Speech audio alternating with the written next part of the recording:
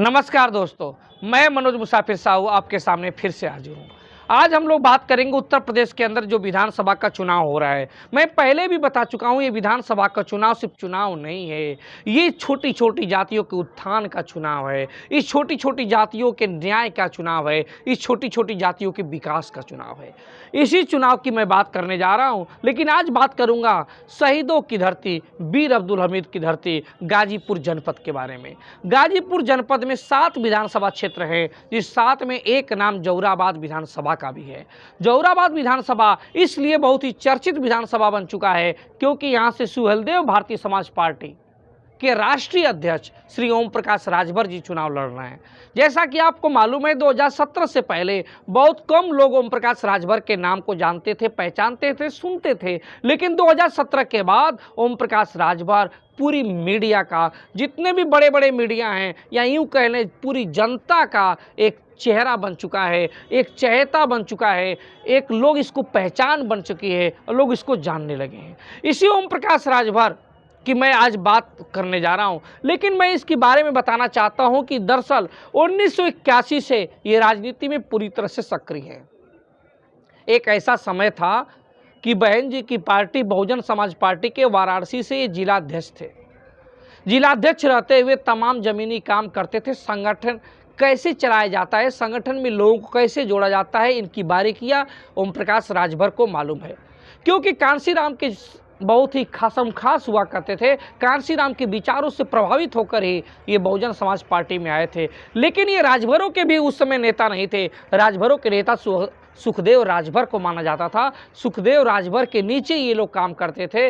लेकिन एक जिले के नामकरण को लेकर बहन जी से इनकी थोड़ी सी बहस हो गई थी, वार्तालाप हो गई थी। उसी वार्तालाप के वजह से बाद में इन्होंने अपन बसपा को छोड़ दिया और अपन 2001 में अपनी एक नई पार्टी बना दी। उस पार्टी का नाम सुहेलदेव भारतीय समाज पार्टी रखा।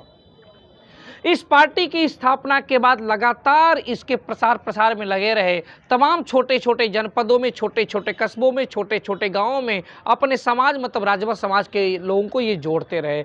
हर साल जब भी विधानसभा का चुनाव होता था, ये चुनाव भी लड़ते थे, लेकिन किसी भी चुनाव में इनको सफलता हाथ नहीं लगती थी। बार बार इन्हें पराजय का मुंह देखना पड़ता था। यहाँ तक कि 2007-2012 के चुनाव में ये मुख्तार अंसारी की पार्टी, मुख्तार अंसारी उस समय अपना एक दल बनाए थे, कौमी एकता दल, उस पार्टी से गठबंधन करके भी जौराबाद से चुनाव लड़ते थे, लेकिन फिर भी इन्हें हार का सामना करना पड़ता था। लेकिन इन्हें पहचान मिली 2017 के विधानसभा चुनाव में, जो अमित शाह ने इनके छोटी सी पार्टी से गठबंधन कर लिया मनोज सिन्हा जी के वजह से, और इनमें इनकी चांदी हो गई। 8 सीटें इन्हें लड़ने के लिए दी गई थी, इसमें 4 में इन्होंने विजय हासिल कर लिया। जब 4 सीटें ये जीत गए तो उसके बाद ये इनको योगी जी की सरकार में 2017 के बाद जो सरकार बनी उसमें इनको मंत्रालय दिया गया, पिछड़ा वर्ग कल्याण मंत्री बनाए गए। हालांकि अपनी आदत और योगी जी के कार्यकारिणी से करने की क्षमता से प्रभावित नहीं हुए, और प्रभावित ना होने के कारण उनके तमाम विरोधाभास बयान देते रहे, और बयान देने के बाद एक दिन अचानक 2 साल के कार्यकाल पूरा करने के बाद उनसे अलग हो गए। जब ओम प्रकाश राजभर भाजपा के गठबंधन से बाहर हो गए तो मंत्रिपरिषद से इस्तीफा दे दिया, और मंत्री पद से जब इस्तीफा दे दिया तो ये बाहर हो गए, और बाहर होने के बाद तमाम तरह से हर प्लेटफार्म पे भाजपा की बुराई करने लगे। ये ओम प्रकाश राजभर बार बार ये बात करते थे कि मैंने भाजपा से इस्तीफा या मंत्री पद से इस्तीफा इसलिए दिया है क्योंकि अमित शाह जी ने मुझसे कहा था कि ओम प्रकाश राजभर जी, मैं सामाजिक न्याय की रिपोर्ट लागू करूंगा। सामाजिक न्याय की रिपोर्ट लागू नहीं हुई, इस वजह से मैं ओम प्रकाश राजभर इस्तीफा देता हूं। जितने भी आप डिबेट सुनेंगे, जितने भी आप न्यूज़पेपर पढ़ेंगे, हर न्यूज़पेपर, हर डिबेट में, हर चैनल में ओम प्रकाश राजभर जी ने यही बताया है कि मैंने भाजपा से इस्तीफा इसलिए दिया है, भाजपा गठबंधन को इसलिए तोड़ा है, मंत्री पद से इस्तीफा इसलिए दिया है क्योंकि सामाजिक न्याय की रिपोर्ट लागू नहीं हुई। सामाजिक न्याय की रिपोर्ट ये कहती है कि पिछड़ों को 3 हिस्सों में बांट दो, पिछड़ा, अति पिछड़ा, सर्वाधिक पिछड़ा, क्योंकि पिछड़ों में जितना आरक्षण का लाभ है, जितनी मलाई है, वो सिर्फ 2 बिरादरी यादव कुर्मी को मिलता है। बाकी जितनी भी छोटी छोटी जातियां हैं उन जातियों को कोई लाभ नहीं मिलता है। जितनी भी छोटी हैं, तेली,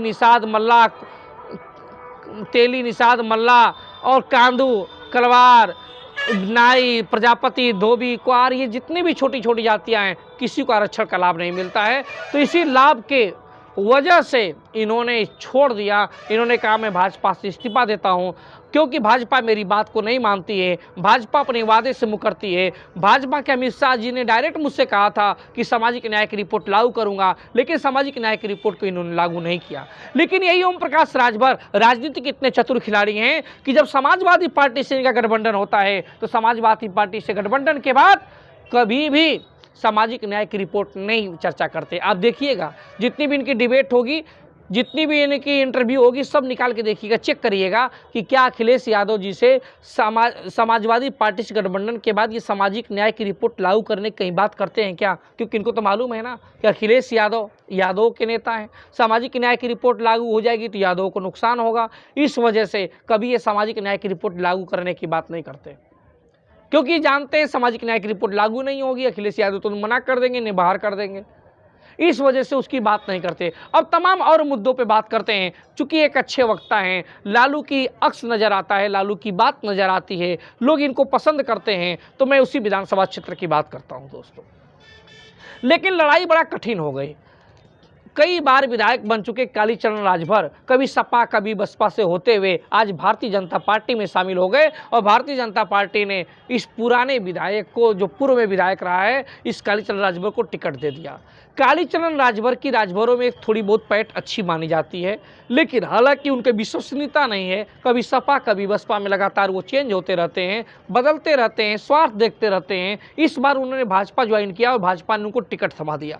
लड़ाई दोनों के बीच थी, ओम प्रकाश राजभर के बीच में, और साथ में लड़ाई थी कालीचरण राजभर के बीच में, क्योंकि बसपा ने, बहन जी ने अपनी पार्टी से बुझारत राजभर को टिकट दिया था। लड़ाई आमने सामने की थी। ओम प्रकाश राजभर को माना जाता था कि अपने कोर वोटर के साथ जब ये समाजवादी पार्टी के यादव वोट पाएंगे और मुस्लिम वोट भी पाएंगे तो निश्चित रूप से विजय इनकी हासिल हो जाएगी। लेकिन उसी समय खेल हो गया। कहा जाता है कि राजनीति में रणनीति का, कुशलता का बड़ा योगदान होता है, और बहन जी की कुशलता और निडरता और राजनीतिक जो दूरदर्शिता है उसका मुकाबला भला कौन कर सकता है। बहन जी ने मौके की नज़ाकत को समझते हुए बुझारत राजभर, जिसको उन्होंने कैंडिडेट घोषित किया था, उनको वहाँ से टिकट दे हटा दिया और उनके बदले सादाब फातिमा को बसपा के टिकट पर प्रत्याशी घोषित कर दिया। सादाब फातिमा कौन है? सादाब फातिमा 2007 में इसी गाजीपुर जनपद के सदर सीट से विधायक निर्वाचित हुई थी। 2012 में गाजीपुर सदर की सीट को छोड़कर जौहराबाद से विधायक चुनी गई थी, और जब विधायक 2012 में चुनी गई थी तो इन्हीं ओम प्रकाश राजभर को साहब को चुनाव हरा दिया था लगभग 19,000 वोटों से। तो 2012 का जो चुनाव हुआ था उसमें सादाब फातिमा जी ने ही सुहलदेव भारतीय समाज के पार्टी राष्ट्रीय अध्यक्ष ओम प्रकाश राजभर को लगभग 19,000 वोटों से चुनाव हरा दिया था। हालांकि उस समय सादाब फातिमा जी समाजवादी पार्टी में रहा करते थे, और बाद में 2012 में चुनाव जीतने के बाद सादाब फातिमा को अखिलेश जी की सरकार में महिला कल्याण मंत्री भी बनाया गया था। हालांकि बताया जाता है कि महिला कल्याण मंत्री बनने के बाद जौहराबाद विधानसभा में बहुत सारे अच्छे कार्य किए, सड़कें बनवाई, नानी खड़ंजे बनवाए, और कासिमाबाद को तहसील का भी दर्जा दिया। ये सादाब फातिमा के कार्य करने की शैली थी। सादाब फातिमा को लोग पसंद करते हैं, एक अच्छे राजनीतिक मानते हैं, और चूंकि वो बहुत अच्छी वक्ता हैं, बहुत अच्छा बोलती हैं और अपने भाषण से लोगों का दिल जीत लेती हैं, इस वजह से सादाब फातिमा का क्रेज जौहराबाद विधानसभा में है। लेकिन 2017 में जब शिवपाल और अखिलेश, मतलब चाचा और भतीजे में लड़ाई हुई, तो सादाब फातिमा ने अखिलेश यादव को ना चुनकर शिवपाल के खेमे में चली गई। शिवपाल की बहुत खसमखास थी, उनके खेमे में जब चली गई तो अखिलेश अंदर ही अंदर इनसे नाराज़गी अपनी रखने लगे, और जब अखिलेश यादव को मौका मिला तो सिर्फ सादाब फातिमा का टिकट नहीं काटा, बल्कि पूरी तरह से इनको साइडलाइन किनारे कर दिया। सादाब फातिमा भी अपने आप को अपमानित महसूस करने लगी, और इन्होंने तय किया कि मैं जौहराबाद विधानसभा से चुनाव जरूर लड़ूंगी, मैं निर्दल लड़ूंगी, लेकिन लड़ूंगी जरूर। जब निर्दल चुनाव लड़ने की इन्होंने ताल ठोक दी तो बहन जी चूँकि रणनीति की माहिर आदमी, उनको मालूम है कि कब किसका उपयोग करना चाहिए, उन्होंने तुरंत सादाब फातिमा को फ़ोन करके लखनऊ बुलाया और बुझारत राजभर को हटाकर सादाब फातिमा को बसपा से टिकट दिया। सादाब फातिमा जो ही बसपा से टिकट पाती हैं तुरंत जौहराबाद विधानसभा की तस्वीर बदल जाती है, क्योंकि अब शादाब फातिमा बयान जी के दलित वोट के साथ, अपने कोर वोटर मुस्लिम वोट के साथ, अन्य छोटी छोटी जातियों में भी शादाब फातिमा का चूंकि बहुत ज़्यादा अंदर घुसपैठ है, इसलिए उनकी जीतने की संभावनाएं बहुत ज़्यादा हो गई हैं। लोग ये मान रहे हैं, जौहराबाद विधानसभा के लोग बोल रहे हैं कि ओम प्रकाश राजभर जी चुनाव हार जाएंगे, शादाब फातिमा चुनाव जीत जाएंगी, क्योंकि शादाब फातिमा जब मंत्री थी और मंत्री नहीं भी थी तो लगातार लोगों से संपर्क में थी। लेकिन ओम प्रकाश राजभर अपनी पार्टी को स्टेब्लिश करने के चक्कर में, अपनी पार्टी का जनाधार अन्य जिलों में बढ़ाने के चक्कर में लगातार जौहराबाद विधानसभा से कटे रह गए। जौहराबाद विधानसभा के लोगों में ओम प्रकाश राजभर के प्रति बहुत नाराजगी है। लोग नाराज हैं इनके कार्यशैली से, क्योंकि आज का जो परिवेश है, अब वो ज़माना लग चुका कि जनता नेताओं के सिर्फ हाथ हिला देने से, हेलीकॉप्टर से घूमने से और फूल माला पहनने से खुश हो जाया करती है। नहीं साहब, आज ज़माना बदल चुका है। आज का ज़माना जो है, ये आज के लोग हैं जो पूरी तरह से जागरूक बन चुके हैं। वो ये देखते हैं कि आप हमारे क्षेत्र में कितने समय आए, कितना कार्य किए, हमारे सुख दुख में सहभागी बने कि नहीं बने। सिर्फ मीडिया में बोलने से कुछ नहीं होता। आज यही ओम प्रकाश राजभर के लगभग चुनाव जो पीछे चल रहे हैं, यही सबसे बड़ा कारण है कि वो अपने क्षेत्र को ध्यान नहीं दे पाए, क्योंकि उनका मकसद अपने पार्टी को बहुत ज़्यादा व्यापक रूप से बढ़ाना था। इस वजह से अपने क्षेत्र में बहुत कम समय आए, जिससे लोगों की नाराज़गी भी अंदर अंदर बहुत ज़्यादा है। कुल मिला जुला कर शादाब फातिमा चुनाव जीतने की कगार पे हैं, क्योंकि शादाब फातिमा के पक्ष में आंकड़े भी हैं। कहा जाता है कि यहाँ पर जो दलित हैं उनकी वोट सबसे ज़्यादा है, लगभग 75,000 दलित वोटर हैं जौहराबाद विधानसभा में। राजभर लगभग 67,000 हैं, यादव लगभग 45,000 हैं, चौहान जिसको नोनिया बोला जाता है, ओबीसी की जातियां हैं, इनका वोट भी 35,000 है, मुस्लिम 30,000 है, ब्राह्मण 15,000, बनिया भी 15,000। बनिया में इस विधानसभा क्षेत्र में तेली, कांदू, मोदनवाल, जायसवाल और मधेसिया हैं। अगर ये तेली, कांदू, मधेसिया ये लोग मिल जाएं, और किसकी तरफ मिलेंगे, भाजपा की तरफ कि सपा की तरफ कि बसपा की तरफ, ये तो समय ही बताएगा। लेकिन इतना जरूर है कि सुहलदेव भारतीय समाज के संस्थापक राष्ट्रीय अध्यक्ष श्री ओम प्रकाश राजभर के लिए ये चुनाव कांटो भरा ताज है।